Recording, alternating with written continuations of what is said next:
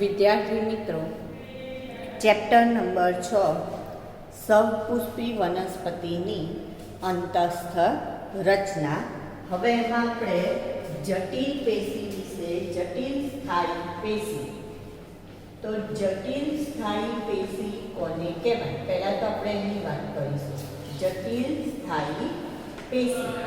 તો જટિલ સ્થાયી પેશી એટલે એક કરતાં વધારે અથવા તો જુદા જુદા પ્રકારના કોષોથી બનેલી જે સ્થાયી પેશી છે એને આપણે શું કહીએ છીએ? જટિલ સ્થાયી પેશી કહીએ છીએ. હવે જે જુદા જુદા પ્રકારના કોષો અથવા એક કરતાં વધારે પ્રકારના કોષોથી બનેલી છે અને એટલે જટિલ. બીજું શું કહે છે? સ્થાયી કેમ કહે છે? કારણ કે એના કોષો વિભાજન ક્ષમતા ધરાવતા નથી, માટે એને સ્થાયી કહેવામાં આવે છે. તો આની અંદર કઈ પેશીનો સમાવેશ થશે? તો જલવાહક પેશીનો સમાવેશ થશે અને અન્નવાહક પેશીનો સમાવેશ થશે. કઈ? જલવાહક અને અન્નવાહક. હવે જો પહેલી વાત આપણે જલવાહકની કરીએ તો આપણે શું કહ્યું કે જટિલ છે. તો જટિલ કેમ છે? કારણ કે એક કરતાં વધારે પ્રકારના કોષોની બનેલી છે. તો કયા કયા પ્રકારના કોષોની બનેલી છે? તો કે જલવાહિની, જલવાહિની, જલવાહક તંતુ અને જલવાહક મૃદુતક આટલાની બનેલી છે. તો એનો મતલબ જુઓ, ચારેયમાં જુદા જુદા પ્રકારના કોષ માટે આને કેવી કહેવાય? જટિલ કહેવાય. બરાબર. આ ચારેય જે છે એ વિભાજન ક્ષમતા નથી ધરાવતા, માટે સ્થાયી.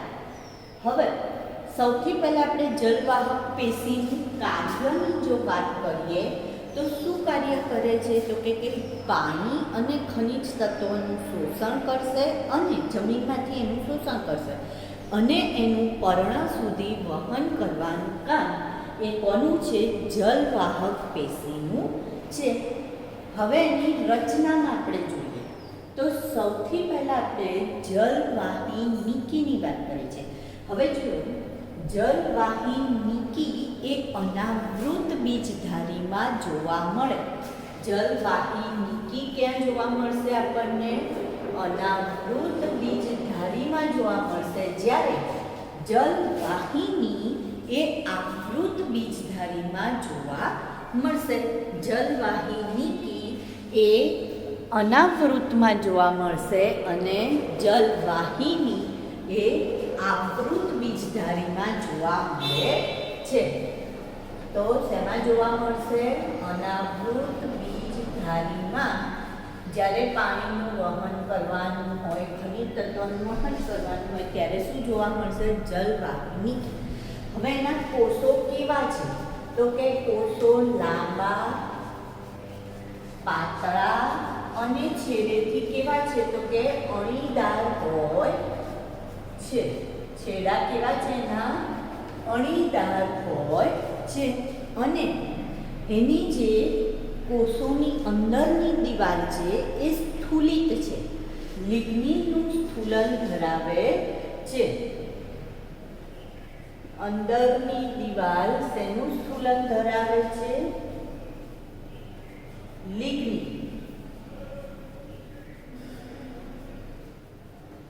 લિગ્નિનનું સ્થૂલન ધરાવે છે. તો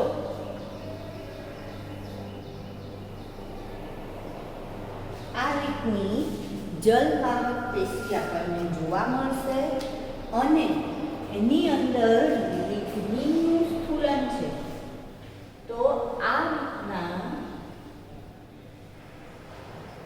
એટલે હવે જો એની દિવાલ કેવી બની ગઈ? તો કે દિવાલ જાડી બને છે. લિગ્નિનનું સ્થૂલન હોવાના કારણે દિવાલ કેવી બની જાય છે? જાડી બને છે. હવે એની અંદર જોઈએ તો ગર્ત આવેલા છે. એટલે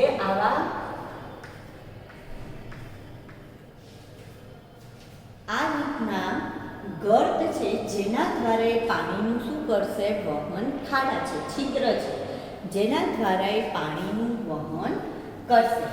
હવે એવી જ રીતના જો જલવાહિનીની વાત કરીએ તો જલવાહિનીના જે કોષો છે એ કોષો આપણને સૌથી પહેલાં તો એ ક્યાં જોવા મળશે તો કે આવૃત બીજધારીમાં જોવા મળશે. ક્યાં જોવા મળશે? આવૃત બીજધારીમાં જોવા મળશે. અને એમાં પણ લિગ્નિનયુક્ત કોષો હોય છે. તો આ જલવાહિની. હવે કયું લઈશું? જલવાહિની. ક્યાં જોવા મળશે? આવૃત બીજધારીમાં. હવે એના કોષો કેવા છે? તો પેલામાં લાંબા પાતળા હતા, અહીંયા ટૂંકા હોય છે. કેવા છે? લાંબા પાતળા નહીં પણ ટૂંકા છે. અને ટૂંકા અને એના કારણે કેવા દેખાય છે? તો કે જાડા કોષ જોવા મળશે. આમાં પણ દિવાલ કેવી છે? તો કે દિવાલ લિગ્નિનયુક્ત હોય છે, એટલે તેમાં પણ સ્ફુલન થયેલું છે, એટલે જાડી દિવાલ છે. આ રીતના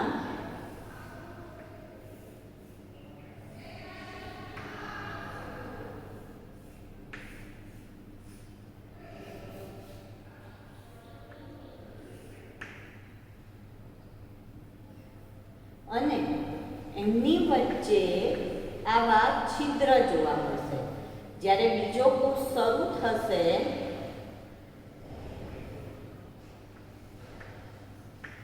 તો આ દિવાલ શું થઈ ગયેલી હશે? તો કે બે કોષોની વચ્ચેની દિવાલ દૂર થઈ ગયેલી હોય છે. અનુપ્રસ્થ દિવાલ હોતી નથી. આ એક કોષ અને આ બીજો કોષ, અને એમની વચ્ચે આવા છિદ્ર છે જેના દ્વારા પાણીનું વહન થશે. તો આ બંનેમાં પાણીનું વહન ઝડપી શેમાં થશે? વધારે શેમાં થશે? તો કે જલવાહિનીમાં થાય છે. કારણ કે આવી છિદ્રયુક્ત પટ્ટિકાઓ ધરાવે છે જેના દ્વારા પાણીનું શું થશે? વહન થાય છે. તો આમાં આપણે એવું કહીશું કે જે બે કોષો છે એમની વચ્ચેની સામાન્ય દિવાલ, જલવાહકના જે ઘટકો છે તેમની વચ્ચેની સામાન્ય દિવાલ શું થઈ ગયેલી છે? દૂર થાય છે. અને ત્યાં શું છે? તો કે ગર્ત આવેલા હોય છે. શું છે? ગર્ત, જેના દ્વારા વહન થશે. પાણીનું શું થશે? જેના દ્વારા વહન થશે. હવે ત્રીજું આપણે લઈશું જલવાહક તંતુ. તો આ જે તંતુ છે એ મૃત છે. એનો મતલબ જીવરસ વિહીન છે. અને કેટલાક તંતુ એવા છે કે જે પડદો ધરાવે છે અને કેટલાક તંતુ એવા છે કે જે પડદો ધરાવતા નથી, એટલે કે એમની વચ્ચે આવરણ નથી. તો પડદાયુક્ત અથવા પડદા વિહીન જોવા મળશે આપણને આ તંતુ. અને છેલ્લે આપણે જલવાહક મૃદુતક લઈશું જે જીવંત છે. જલવાહક મૃદુતક કેવી છે? જીવંત છે. કારણ કે એ કોષ રસ અને કોષ કેન્દ્ર બંને ધરાવે છે. એનો મતલબ જીવરસ ધરાવે છે. અને એનું કાર્ય શું છે? તો કે એ સંગ્રહ કરે છે. તો કોનો સંગ્રહ કરશે? તો કે સ્ટાર્ચનો સંગ્રહ કરે છે. શેનો સંગ્રહ કરશે? તો કે સ્ટાર્ચનો સંગ્રહ કરે છે. પછી ટેનિનનો, ચરબીનો સંગ્રહ કરે છે. સ્ટાર્ચ કે ચરબી અને ટેનિન જેવા પદાર્થોનો સંગ્રહ કરશે. તો એનો મતલબ સ્ટાર્ચ, ટેનિનનો સંગ્રહ કરે છે. તો એનો મતલબ એવો થયો કે જલવાહક પેશીમાં માત્ર જલવાહક મૃદુતક જ જીવંત છે. બાકીના ત્રણ ઘટકો એટલે કે જલવાહિની અને જે જલવાહક તંતુ છે એ ત્રણે ત્રણ કેવા છે? તો કે મૃત ઘટકો છે. બરાબર. જો જલવાહક પેશીના કાર્યની વાત કરીએ તો એનું કાર્ય શું છે? તો એનું કાર્ય છે, જલવાહક પેશીનું કાર્ય શું છે? તો કે પાણી અને ખોરાકનું, પાણી અને ખનિજ તત્વોનું મૂળથી લઈ પ્રકાંડ અને પર્ણ સુધી વહન કરે છે. તો આ કઈ પેશી થઈ? જલવાહક પેશી થઈ. જલવાહક પેશીમાં હંમેશા વહન નીચેથી ઉપર તરફ જ થાય, એક જ દિશામાં થાય. નીચેથી ઉપર એટલે એને કઈ દિશા કહેવાય? તો કે ઉર્ધ્વ દિશામાં જ થાય છે. હવે આ જે જલવાહક છે એના જે વિભવ છે એના આધારે એને આપણે જોઈએ તો અનુદારું અને આદિદારું એવા જલવાહક, પ્રાથમિક જલવાહક બે પ્રકારની જોવા મળશે. પ્રાથમિક જલવાહક પેશી જે છે કે જે પ્રથમ ઉત્પન્ન થાય એને પ્રાથમિક કહેવાય, ને એમાંથી જે બીજી ઉત્પન્ન થાય એને દ્વિતીયક કહેવાય. તો પ્રાથમિક જલવાહક પેશીના જો પ્રકારની વાત કરીએ આપણે, પ્રાથમિક જલવાહક પેશીના પ્રકાર તો એ આદિદારું અને અનુદારું ધરાવે છે. શું ધરાવે છે? આદિદારું અને અનુદારું. તો આદિદારુનો મતલબ શું? આદિ એટલે પહેલા. તો એવું કહે છે કે જે પ્રાથમિક જલવાહક ઘટકોને, પહેલા નિર્માણ પામતા પ્રાથમિક જલવાહક ઘટકોને આદિદારું કહેવાય, અને પછી નિર્માણ પામતા પ્રાથમિક જલવાહક પેશીના ઘટકોને પહેલા નિર્માણ પામતા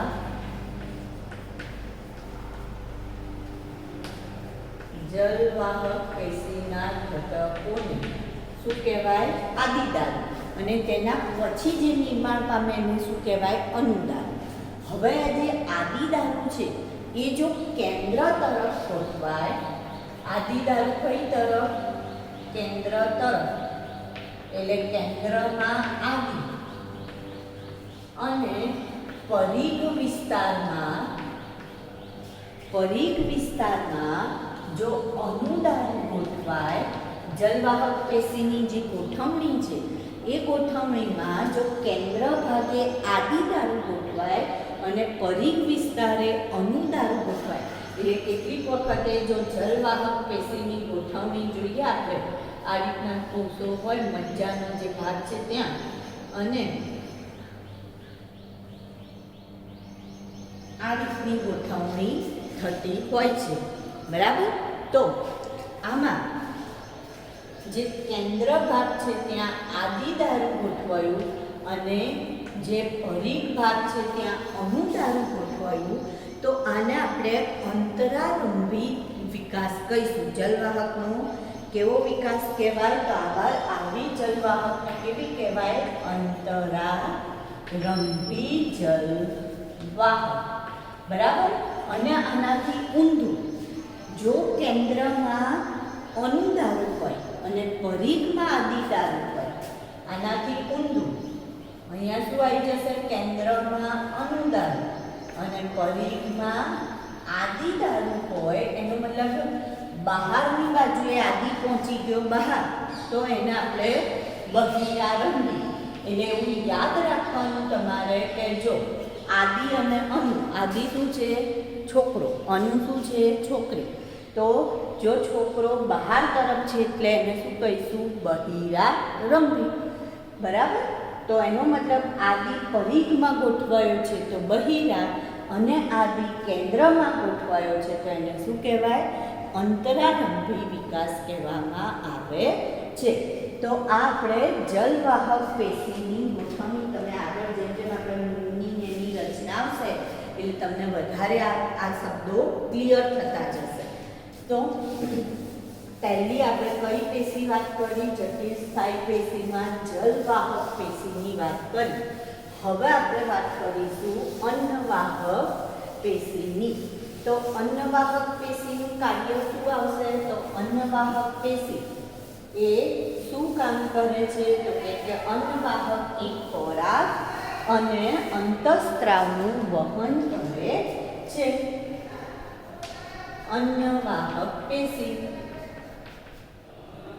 અન્નવાહક પેશી તો શું કામ કરે છે? અન્નવાહક પેશી ખોરાક અને અંતઃસ્ત્રાવનું વહન કરે છે. હવે આના ઘટકો જોઈએ. આ પણ કેવી છે? તો કે જટિલ જ છે. તો તો એ પણ જુદા જુદા ઘટકોની બનેલી હોય. તો એમાં આવશે ચાલની કોષ. એના ઘટકોને પહેલું શું કહે છે? ચાલની કોષ. બીજા છે ચાલની નલિકા અને એની સાથે આવશે સાથી કોષ, એનો ભાઈબંધ સાથી કોષ. પછી અન્નવાહક તંતુ અને અન્નવાહક મૃદુતક.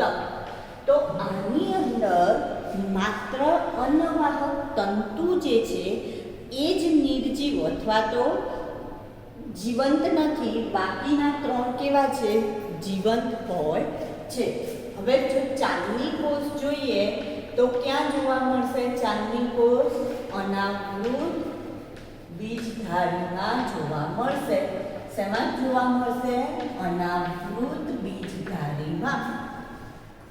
ઘટ કોષ કેન્દ્ર અને કોષ રસ ધરાવે છે એટલે એને આપણે જીવંત કહીશું. હવે આપણે જો ચાલની નલિકા અને સાથી કોષની વાત કરીએ તો એ શેમાં જોવા મળશે? તો કે આવૃત બીજધારીમાં ધરાવે હોય. પણ હવે આ જે ચાલની નલિકા છે પોતે કોષ કેન્દ્ર ધરાવતું નથી, તો પછી એની ક્રિયાઓનું નિયમન કરવા એને કશાકની જરૂર પડે. તો અહીંયા એવું કહે છે કે જે પણ આ અન્નવાહકનો જે કોષ છે, અન્નવાહક પેશીનો કોષ, એની અંદર કોષ કેન્દ્ર ધરાવતો આ કોષ કેન્દ્ર છે. બરાબર. હવે કોઈ એક કોષનું આયામ વિભાજન થવાથી આ રીતનું આયામ વિભાજન થાય છે. કેવું વિભાજન થાય છે? આયામ વિભાજન.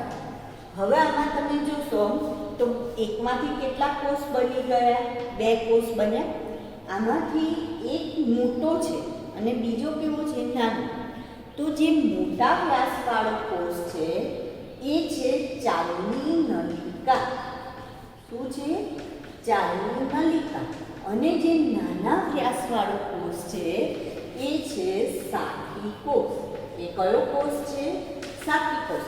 એટલે ધારો કે આ રીતના એક કોષ છે જેનું આ રીતનું એક કોષ છે. બરાબર.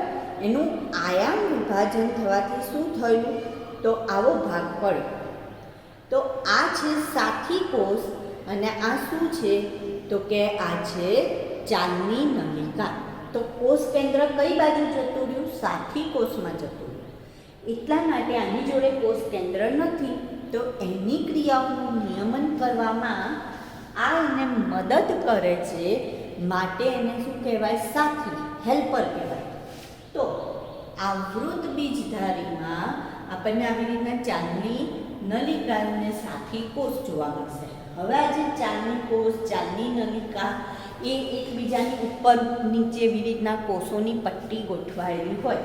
તો જ્યારે આની નીચે આવી રીતના બીજો કોષ ગોઠવાય, આની નીચે જ્યારે બીજો કોષ ગોઠવાય તો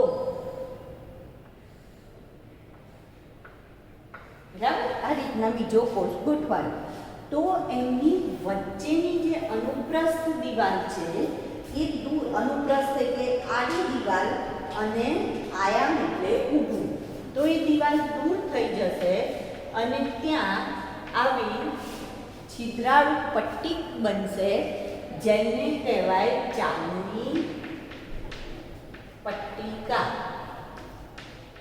શેના તરીકે ઓળખીશું? ચાલની પટ્ટિકા. અને આ ચાલની પટ્ટિકાની મદદથી શું કરશે? તો કે ખોરાકનું વહન કરશે. ચાલની પટ્ટિકાની મદદથી એ શું કરે છે? તો ખોરાકનું વહન. તો એનો મતલબ એવો થયો કે અહીંયા હવે આપણે જોઈએ તો અન્નવાહક પેશીમાં ખોરાક પણ બનાવશે પર્ણ. તો પર્ણની જે ગોઠવણી છે, પર્ણ ઉપર ગોઠવાયા હોય પણ એની ઉપર પણ શાખા હોય, ફૂલ હોય, એને પણ ખોરાકની જરૂર પડે. તો એનો મતલબ અન્નવાહકમાં ખોરાકનું વહન ઉર્ધ્વ એટલે કે નીચેથી ઉપર અને અધો એટલે ઉપરથી નીચે બંને દિશામાં થાય છે, બંને દિશામાં થશે. જ્યારે જલવાહકમાં પાણીનું વહન માત્ર એક જ દિશામાં થાય છે. ને કઈ દિશા છે તો આપણે શું કહીએ છીએ, નીચેથી ઉપર એટલે કે ઉર્ધ્વ દિશામાં થાય છે. આની અંદર માત્ર આ તંતુ જે છે કેવો છે, નિર્જીવ, બાકીના ત્રણે ત્રણ કેવા રહેશે, જીવંત હોય છે. અન્નવાહક મૃદુતકનું કાર્ય શું તો કે ખોરાકનો સંગ્રહ કરે છે. તંતુનું કાર્ય શું તો કે યાંત્રિક મજબૂતાઈ આપવાનું, રક્ષણ કરવાનું કાર્ય કરશે. તો હવે આના પરથી તમે અન્નવાહક અને જલવાહકનો જો તફાવત લેવો હોય તો શું તફાવત આપી શકો, તો પહેલું તો બંનેનું કાર્ય કે અન્નવાહક પેશીમાં કોનું વહન થાય છે તો કે અન્નવાહક પેશીમાં કોનું વહન આપણે કહ્યું, ખોરાક અને અંતઃસ્ત્રાવનું વહન થાય. જલવાહકમાં કોનું વહન થાય તો પાણી અને ખનિજ ક્ષારનું વહન થાય. બીજું એના ઘટકો, તો અન્નવાહકના ઘટકોમાં જે ત્રણ ઘટકો જીવંત છે અને માત્ર તંતુ જ મૃત છે, જ્યારે પેલામાં ત્રણ ઘટકો મૃત છે, માત્ર મૃદુતક જ કેવી છે, જીવંત છે. ત્રીજું, અન્નવાહકમાં વહન ઉર્ધ્વ અને અધો બંને દિશામાં થાય છે, જ્યારે જલવાહકમાં વહન માત્ર ઉર્ધ્વ દિશામાં થાય છે. પછી આપણે જો વાત કરીએ તો અન્નવાહકમાં વહન કોના દ્વારા થાય છે, ચાલની પટ્ટિકા દ્વારા થાય છે. અને જલવાહકમાં વહન કોના દ્વારા થાય છે તો કે ગર્ત દ્વારા અથવા છિદ્રો દ્વારા વહન થાય છે. તો વનસ્પતિ પેશીની વાત આપણે અહીંયા પૂરી થઈ ગઈ. તો આપણે જે પણ પેશીની વાત કરી, સ્થાયી અને વર્ધનશીલ પેશી, એની વાત પૂરી થઈ. હવે આપણે જે જોવાનું છે આની અંદર એ આવશે પેશી તંત્ર. શું આવશે, પેશી તંત્ર. તો પેશી તંત્ર એ બહુ જટિલ રચના છે અને જો એને તમે અભ્યાસ બરાબર કર્યો હોય તો તમે કોઈ પણ મૂળ, પ્રકાંડ અથવા પર્ણનું જ્યારે છેદ લો તો એની આંતરિક રચનાનો અભ્યાસ કરી શકો. આપણે અંતસ્થ રચના જોવાની છે, બરાબર. તો જ્યારે પેશી ભેગી મળે ત્યારે શેની રચના થશે, પેશી તંત્રની રચના થશે. તો હવે આપણે અહીંયા ત્રણ પ્રકારના પેશી તંત્ર છે. પહેલું છે અધિસ્તરીય પેશી તંત્ર, બીજું છે આધારોત્તક પેશી તંત્ર અને ત્રીજું છે વાહક પેશી તંત્ર. આ ત્રણેયની આપણે વાત કરવાની છે. પહેલું કયું, અધિસ્તરીય પેશી તંત્ર. બીજું કયું આવશે તો બીજું આવશે આધારોત્તક અને ત્રીજું વાહક પેશી તંત્ર.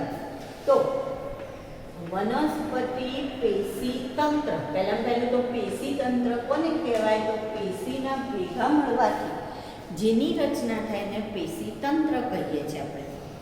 તો વનસ્પતિ પેશીમાં જે રચના છે એ રચના અને સ્થાનના આધારે ત્રણ પ્રકારના પેશી તંત્ર જોવા મળશે.